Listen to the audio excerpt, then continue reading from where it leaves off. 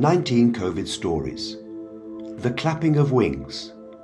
April 2020.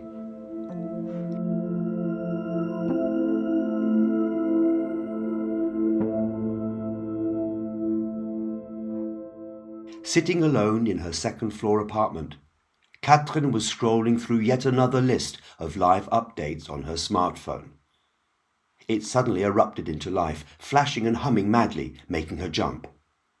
Although she herself had set the alarm for 8:58 p.m, it startled her, as if caught doing something she shouldn't, which was just what she was doing. Despite the resolution she had made to herself that morning, a resolution she made every morning, Catherine was surfing aimlessly through the internet for more information about the outbreak. Earlier in her life, Catherine had never flipped mindlessly through TV channels or the pages of magazines. After selecting a program or an article, she had always watched or read from start to finish. Later, she had used the internet with the same intelligence and sense of purpose. Since the COVID-19 pandemic, however, this self-discipline had simply fallen apart, and she now surfed endlessly through virtual oceans of misinformation, idly following links and threads based on speculation, reading the spurious posts and opinions of unqualified strangers. Catherine had become an internet surfer, who after hours in the water was still floundering in the swell, searching in vain for the big wave to carry her to the terra firma of empirical truth. After her initial jolt, Catherine turned off the alarm, dropped her phone onto the cushion next to her, and clambered off the sofa. She could hear that one or two of her neighbours had already started, and she would have to be quick if she wanted to join in. Nothing more stupid than to start just as everyone else stops, like joining in with the dancing at a party only for the music to halt abruptly. She opened the large window that looked out directly onto the rather opulent facade of the apartment building opposite.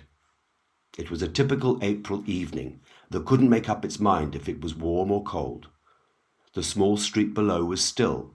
The sounds of traffic and the trams that trundled their way along the main roads of Cologne were also absent. This unusual inner-city silence was broken by the bell of the local church chiming 9 p.m. In the brief pause that followed, a new sound not so much broke the silence as crackled under it, before gradually rising to overwhelm it. The sound of more and more people clapping. Like so many modern global trends, the 9 p.m. round of communal applause had started life as a post on social media. The short film clip of lockdown yet defiant Italians singing opera from their small rococo balconies in dedication to those working on the front line had fired everyone's romantic imagination. The film clip and its accompanying posts went viral. In the war against the evil, pathological virus physically consuming mankind, a virtuous virtual virus spread benignly through the World Wide Web. The call to arms was clear. Everyone should stand on their balconies, in their gardens, and at their open windows and sing. As few people could manage even a snatch of Puccini's Nessun Dorma, the operatic expression of love and solidarity was replaced by something less overtly extrovert and more North European: clapping. Catherine leant out of the open window and joined in enthusiastically. Whilst Catherine's open window afforded her a view of the windows opposite, its position, set back into the building's facade, meant Catherine's neighbours, standing in their windows to her left and right, were out of her field of vision. Each evening she shared the new communal ritual with the smiling faces of strangers in the building opposite, each set in their own square frame.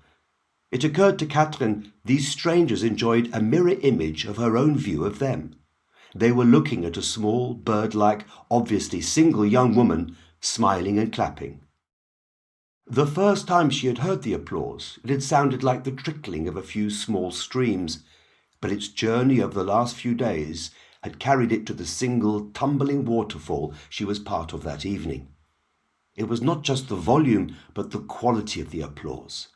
This was not the heavy-handed, syncopated beat of an audience's "We want more" that always followed Catherine's performances with the local symphony orchestra, when she would have to hold her violin upright on her lap, smile stiffly, and wait for the boisterous, childish demand for further gratification to beat itself out. The clapping now flying around the streets of Cologne resembled the flapping of 1,000 wings, a massive flock of applause that swirled in and out of itself before taking flight and spreading up and out into the darkening open sky above. Catherine was reminded of the final notes of the violin as Vaughan Williams' lark ascends into the heavens. When it was over and the evening once again still, Catherine lingered for a few moments longer at the open window. The unifying yet fleeting nature of the neighbourhood's applause gave the silence that followed a starker quality.